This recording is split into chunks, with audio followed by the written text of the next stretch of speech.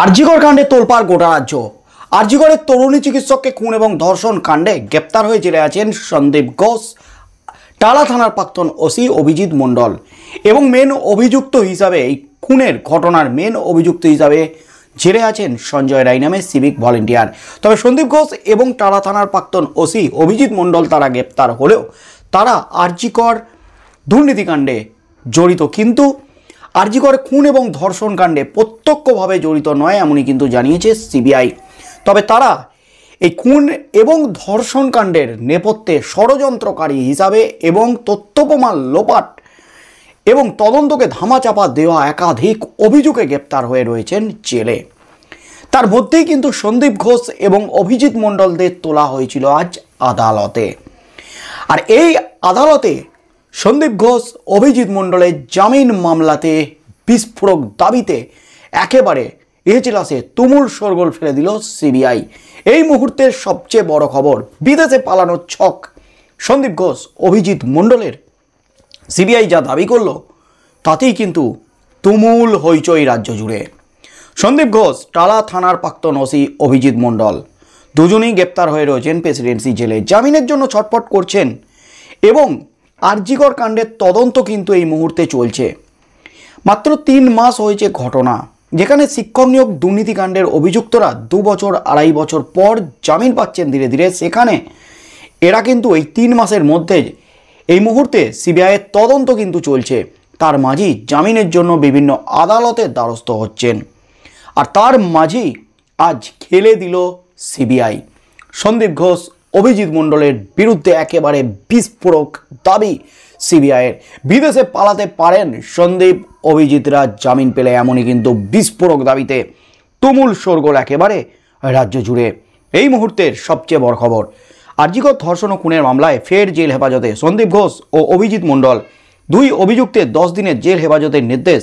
9 December দুজনকেই সশরীরে হাজিরা দেওয়ার নির্দেশ আদালতের। আদালতে জামিনের বিরোধিতা করতে গিয়ে সিবিআই আইনজীবীদের মন্তব্য, এক পুলিশ কমিশনারের কাছে পৌঁছানো যাচ্ছিল না একটি তদন্ত চলার সময়। অন্যদিকে সন্দীপ ঘোষের আইনজীবী কোর্টের উদ্দেশ্যে জামিনের আবেদন করে বলেন, তদন্তকারীরা বারবার তথ্য প্রমাণ নষ্ট করা হয়েছে বললেও কী তথ্য নষ্ট করা হয়েছে তা জানাচ্ছেন না। সিএফএসএলএ থেকে রিপোর্ট এসেছে বলা হলেও আদালতে এটা জানানো হচ্ছে না যে সেই রিপোর্টে কি কোনো তথ্য প্রমাণ নষ্টের কথা বলা হয়েছে। কোথায় কখন কি এক্সট্রাস করা হয়েছে তা পরিষ্কার করে বলা হচ্ছে না। ডিভিআর থেকে তথ্য মুছে ফেললে তো তা আবার উদ্ধারও করা যায়। সিবিআই আইনজীবী জানান, পরিস্থিতির কোনো বদল হয়নি, এখন জামিন দেওয়ার কোনো ভিত্তি নেই। অপরদিকে অভিজিতের আইনজীবী কোর্টকে বলেন, সিবিআই বলছে অভিজিৎ পালাতে পারেন, সন্দীপ পালাতে পারেন, কিন্তু উনি সরকারি কর্মচারী, পালাবার কোনো সম্ভাবনা নেই। এই বক্তব্যের তীব্র বিরোধিতা করে সিবিআই আইনজীবী বলেন, সরকারি কর্মচারী যে পালাতে পারেন না এমন কথা কে বলেছে, কে এমন যুক্তি দিচ্ছে? অভিজিতের আইনজীবী পাল্টা প্রশ্ন করেন, পালাবার উদাহরণ কি আপনার কাছে আছে? সিবিআইয়ের আইনজীবী কোর্টের উদ্দেশ্যে বলেন, এই রাজ্যেই আছে, এখানে এক পুলিশ কমিশনারের কাছে পৌঁছানো যাচ্ছিল না। রীতিমতো তোলপাড় একেবারে আদালত। সন্দীপ ঘোষ অভিজিৎ মণ্ডলরা পালাতে পারেন, তীব্র বিরোধিতা করল সন্দীপ এবং অভিজিতের আইনজীবী। তারা বিস্ফোরক দাবি করল, সন্দীপ ঘোষ অভিজিৎ মণ্ডল এরা সরকারি কর্মচারী, এরা কি কখনো পালাতে পারে? তখন সিবিআইয়ের আইনজীবী পাল্টা প্রশ্ন ছুড়ে দেন, কে বলেছে আপনাকে যে সরকারি কর্মচারী হলে পালাতে পারে না? অর্থাৎ সিবিআই যে বিস্ফোরক দাবিটা করছে, এখন তদন্ত এই একেবারে গুরুত্বপূর্ণ জায়গায় চলছে। আর তদন্ত যত এগোচ্ছে পেঁয়াজের খোসা চালানোর মতো চাঞ্চল্যকর তথ্য সামনে আসছে। আরজিকর খুন এবং ধর্ষণ কাণ্ডের সন্দীপ ঘোষ অভিজিৎ মণ্ডল একেবারে ওষ্ঠে পিষ্টে জড়িয়ে গেছে।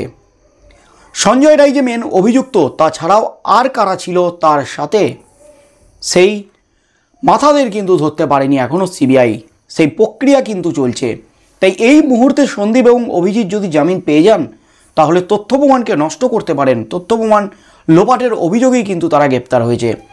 এমনকি তারা বিদেশে পালিয়ে যেতেও পারেন, এমনই কিন্তু বিস্ফোরক দাবি করেছে ইডি সিবিআই আদালতে। সেই দাবিটি কিন্তু পাল্টা বিরোধিতা করেও শেষ রক্ষা হলো না সন্দীপ ঘোষ অভিজিৎ মণ্ডলদের, তাদের কিন্তু ফের জেল হেফাজতের নির্দেশ দিলেন বিচারক।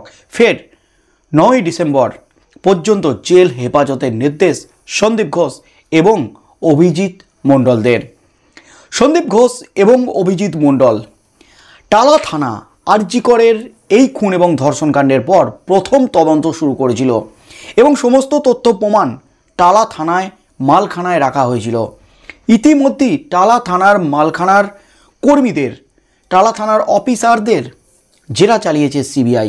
শুধু জেরা নয়, ইতিমধ্যেই সাক্ষ্য গ্রহণও করেছেন বিচারক এই কর্মচারীদের। সেখানে কিন্তু একেবারে বিস্ফোরক তথ্য সামনে এসেছে। আর সিবিআই তথ্য প্রমাণ পেয়েই কিন্তু টালা থানার ওসিকে গ্রেপ্তার করেছে। কিন্তু টালা থানার ওসি এবং সন্দীপ ঘোষের আইনজীবীরা যে বিস্ফোরক দাবি করলো আদালতে, তথ্য প্রমাণ নষ্টের যে অভিযোগ করা হচ্ছে এই দুই আধিকারিকদের বিরুদ্ধে, তথ্য প্রমাণ কী নষ্ট হয়েছে তা কিন্তু স্পষ্ট করে জানাচ্ছে না সিবিআই।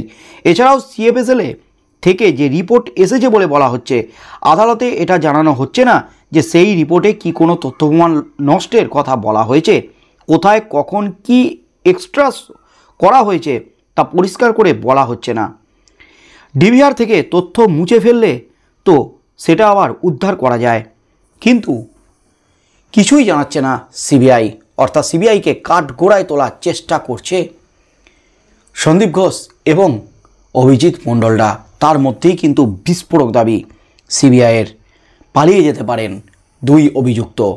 আরজি কর কাণ্ডে আদালতে কিন্তু আজ একেবারে তোলপাড় এই দাবিতে, রীতিমতো চমকে উঠলেন বিচারক।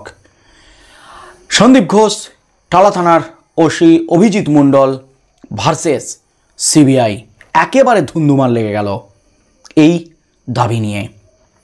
আগামী দিনে কি হতে চলেছে এই আরজি কর কাণ্ডের তদন্তে, কারণ সুপ্রিম কোর্টেও চলছে এই মামলা। সুপ্রিম কোর্টের প্রাক্তন প্রধান বিচারপতি DY চন্দ্রচূড় স্বতঃপ্রণোদিত মামলা দায়েরের অনুমতি দিয়েছিলেন, কিন্তু তিনি এই মুহূর্তে অবসর গ্রহণ করেছেন। সিবিআইয়ের কাজে তিনি খুশি হয়েছিলেন। সিবিআই যে সঠিক পথে এগোচ্ছে, সিবিআই যে ঘুমিয়ে নেই, বারবার দাবি করেছিলেন তিনি। তবে প্রায় 1 মাস হয়ে গেল আরজি কর মামলার শেষ শুনানি হয়েছে সম্ভবত 5ই নভেম্বর।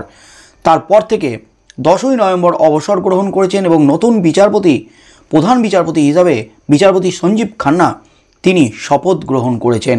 কিন্তু তারপর থেকে একবারের জন্য মামলাটি ওঠেনি সুপ্রিম কোর্টে। তাই আরজি কর মামলা সুপ্রিম কোর্টে উঠলে সিবিআই এবার কী রিপোর্ট জমা দেয় এবং সেই রিপোর্ট দেখে নতুন প্রধান বিচারপতি সঞ্জীব খান্না তিনি কি নির্দেশ দেন, আরজি কর কাণ্ডের নয়া কোনো মোড় কি আসতে চলেছে, ফের নয়া মাথার নাম কি সামনে আসবে আরজি কর কাণ্ডে। সন্দীপ ঘোষ, অভিজিৎ মণ্ডল ছাড়াও ষড়যন্ত্রকারী হিসাবে, চক্রান্তকারী হিসাবে আর কি কোনো মাথা ধরা পড়বে? এদিকে সঞ্জয় রায় তিনি যে বিস্ফোরক দাবি করেছেন, তিনি বিনীত গোয়েলের বিরুদ্ধে বোমা ফাটিয়েছেন। আরজি করে খুন এবং ধর্ষণ কাণ্ডে সঞ্জয় রায়ের বিরুদ্ধে কিন্তু 11টি প্রমাণ পেয়েছে সিবিআই। সঞ্জয় রায় ছাড়াও যে আর কেউ ছিল না সেটা কিন্তু সিবিআই বারবার বলেছে যে আমরা তো একবারও বলিনি সঞ্জয় রায় ছাড়া আর কেউ সেখানে ছিল না। তবে এখনও পর্যন্ত প্রমাণ মিলেছে সঞ্জয় রায়ের। তবে আর সেখানে কারা ছিল সে ব্যাপারে তদন্ত ইতিমধ্যেই চলছে। তাই শেষ পর্যন্ত তদন্তে কী কী তথ্য উঠে আসে, কী হতে চলেছে আগামী দিনে এই আরজি কর কাণ্ড নিয়ে, সেদিকেই চোখ থাকবে গোটা রাজ্যের।